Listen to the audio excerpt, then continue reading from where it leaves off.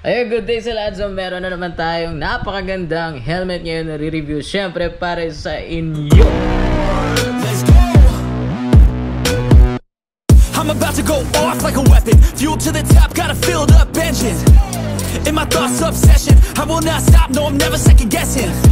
I got a God complex. Haters love to hate. So, siguro ito na yung endgame. Ito na yung pinaka para sa isang entry level na helmet. Ito na siguro yung pinaka magandang specs na nakita ko. So, I think this is a race spec para sa isang entry level na murang helmet na makikita nyo ngayon. As of now, ito po yung nakita ko na pinakamagandang spec na pwedeng gamitin sa circuit, drag race, mga high speed, o sa mga naghahanap pala ng pang racing sa highway na helmet na sobrang safety.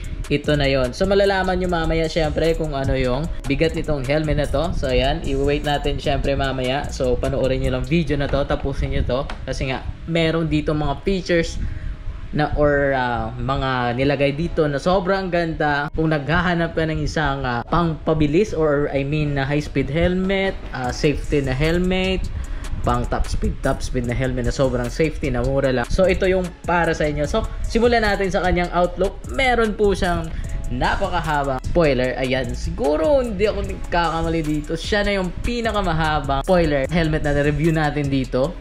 Siguro to yung kasunod dito yung Sec Focus na syempre napanood nyo naman yun nung mga past video natin. Nandyan lang yan, hanapin nyo lang dyan. So Sec din yun. So ito naman, pwede nyo siyang kunin, pwede nyo i-remove yung kanyang spoiler kung hindi nyo gusto. Syempre dahil usong-uso yung spoiler, hindi na natin i-remove. Syempre napakaganda kasi ng kanyang aerodynamic and yung posture niya sa outlook, napakaganda.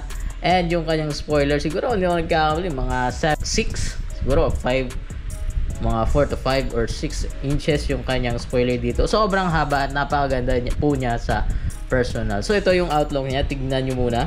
Ayan, merong mga kakaiba siguro yung mga word na yun. Parang speechless kasi ako, hindi ako makapag sabi kung gaano ko siya o gaano or paano ko siya isasabihin sa inyo, kasi ganda kasi talaga ito sa personal compare sa mga sa picture, sa video. Syempre mas maganda pa rin kung makita nyo ito sa personal. So isa itong Zek zipper kung hindi ako nagkakamali. So sa ganitong size, medium, 1,400 plus 50 grams. So sobrang lightweight po ng helmet na to. Sobrang gaan po siya kung hahawakan natin, no? So ang nakalagay dito, DOT FMV certified, ICC nakalagay dito, SEC R1 DOT FMV certified. Tapos yung kanyang size, syempre yung SEC na brand, and yung ICC and yung gold. Naman tayo sa kanyang side, yung kanyang aerodynamic cuts, meron po dito papuntang likod, meron dito sa harap, meron pa dito sa may malapit sa kanyang visor. So para talagang pang race type helmet talaga itong helmet na to na zipper. So ito yung vents niya dito sa harap, ayan. Tapos meron po siyang minimal lock dito, ayan, pwede natin syempre buksan. And meron pa siyang eyeglass ready nakalagay dito, nose deflector and removable.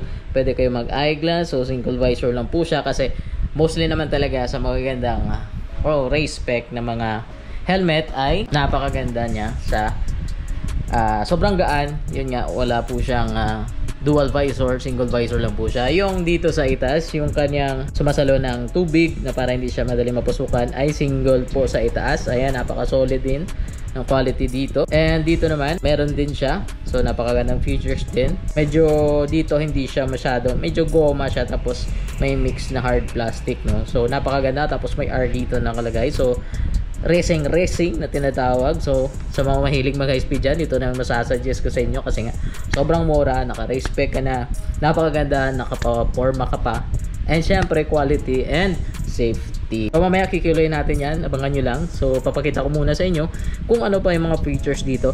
O nga pala, dito sa kanyang visor, napaka dali lang to i-change yung visor. Syempre gagawa natin yan separate video. Ayan, to follow na lang yan.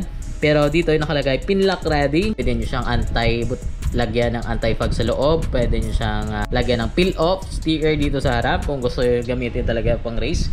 or pang daily, pwede naman. Bilhan nyo lang ng yung mga sticker na nilalapat sa visor na kung madumihan, ipi-peel off nyo lang siya. So mga peel off sticker yung tawag doon kung hindi ako nagkakamali. Napakaganda kasi screw type po yung pin lock ready niya dito, no? So napakagandang features po yan. And dito naman sa kanyang, balik tayo dito sa kanyang visor. Kung gusto nyo naman ni pagka yung line na to kapag nakatuon sa open, syempre mag pop up yung kanyang lock dito. So yun lang, yun yung features kasi na medyo kahawig ng MT ng mga latest na mga MT ngayong isang pindot lang nagpa-pop up yung visor. Pwede nyo nang i-change kahit sinusuot nyo siya, or basta siya yung kumbaga parang quick release po siya na visor, no, kapag pinapalitan yung kanyang visor dito sa kanyang lock, no. Gaganon mo lang siya, ipapuntang open, and then pwede nyo siyang i-change yung kanyang visor. So walang hassle, sobrang dali lang po talaga, quick release yung tawag nila dito. So dito naman sa loob, tingnan natin kung anong meron sa loob kasi din ako na surprise, napakaganda talaga. So kung nagtatanong ka kung snug fit type po to, yes, dahil isa po siya sa race spec na helmet, medyo snug po siya. Yung downside lang, kung hindi ka sanay sa mga mahigpit or snug fit na helmet, hindi to para sa iyo kasi ang type na helmet na to ay snug fit type po. So medyo may pagka snug po siya kapag sinuot, or medyo masikip, pero yun yung magandang klaseng helmet kasi kung alam nyo, kasi sa mga race type helmet, medyo snug po yung mga helmet nila na ginagamit doon para syempre hindi magalaw, hindi ma-vibrate, hindi masakit sa tenga kung nag-high speed yung pumapasok na hangin. May makikita pa kayo dito na features dito na hindi nyo makikita din sa ibang helmet. So ayan, tignan natin. So ayan yung kanyang paddings dito, tignan nyo muna. So isang feature syempre sa mga pang high speed o race spec na helmet, yung double D-ring. Hindi po siya D-ring lang, double D-ring with magnetic po yung dito na ilalagay kapag gusto mo na siyang i-lock. Ayan, no? Magnetic po siya. And syempre double D-ring, no? So sa iba kasi double D-ring tapos yung plastic lang yung dito. Yung sa kanya upgraded na.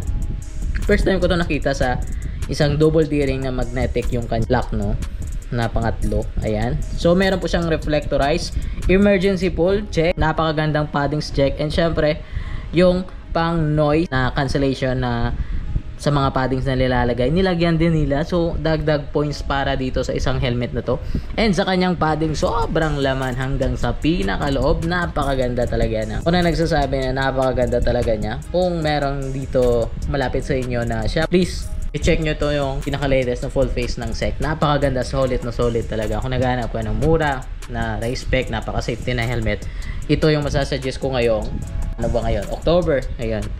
Napakalaman, sobrang laman, grabe. Hanggang doon sa pinakataas, yung malapit sa, kasi yung mostly na helmet dito lang makapal eh. Tapos doon sa taas medyo manipis na. Pero sa kanya hindi eh.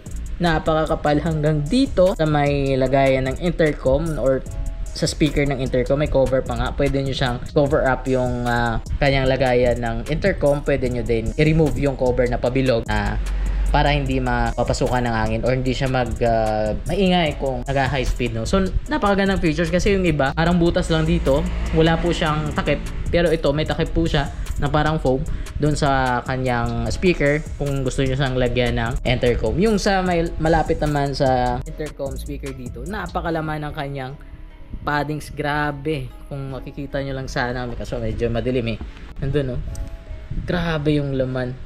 Napakasulit. Siguro mga 1 inches yung dito lang sa pinakaloob. Mostly kasi dito lang malaman pero sa kanya sobrang grabe. Napakaganda talaga ng kanyang padding. Syempre yung tatak ng SEC and yung mga nakasulat, and then yung sa may pinakataas may design pa. Grabe. So para sa akin ito na yung end game para sa isang entry level na full face na syempre na sobrang mura lang. Ito yung gusto kong helmet. Syempre nag-save tayo para sa atin. Ganito din ang kulay, XL. Nga pala, yung kapareho nito na fitting is yung mga empty helmets, no? So +1 or +2 kayo sa helmet na ganito kasi race spec helmet to, and napaka-snug po niya. Yun yung mga hinahanap kasi namin, yung mahilig sa high speed dyan. Ito yung helmet na babagay po sa inyo. So ayan, presenting SEC Zipper. Siyempre before yan dati ng video, siguro sabi ko naman lahat, double D-ring, intercom ready, napakaganda, may magandang stitching, and dito naman napaka-smooth. Ewan ko kung anong quality ito, parang goma parang ayan naman tayo, parang leather, parang ganon. Tapos yung stitching niya napakasulit. Syempre yung chain curtain kapal din, napakaganda. Ayun nga pala yung exhaust doon sa likod, ayun, yun, nakita nyo ba? Ayan, napakaganda talaga, sobra. It's time na siguro para kikiloyin natin to, para malaman na talaga natin kung gaano to kagaan para sa isang full face na entry level na race spec. Napakaganda ng mga features, ulit-ulit kong sinasabi, ito na talaga. So tingnan natin kung anong weight nito, kasi i-compare din natin to sa isang full face na sikat din na maraming vlogger. Siyempre yun naman talaga ang gusto nyo, so gagawin natin. Ayan, tignan natin. Ayan o, lagay na natin. So grams po yung nakaset po dyan.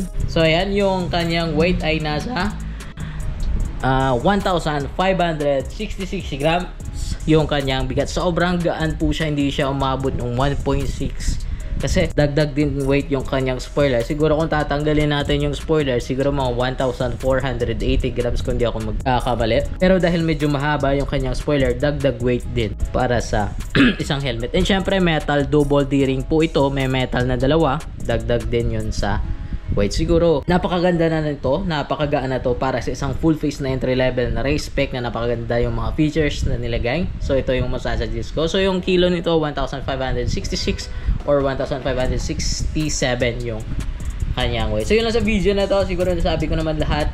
Kung hindi man, comment kayo dyan, magtanong kayo dyan. Siyempre sasagutin natin, as long na online tayo, sasagutin natin yung mga comments dyan. So yun lang sa video na to. Salamat sa pagpanood. Peace.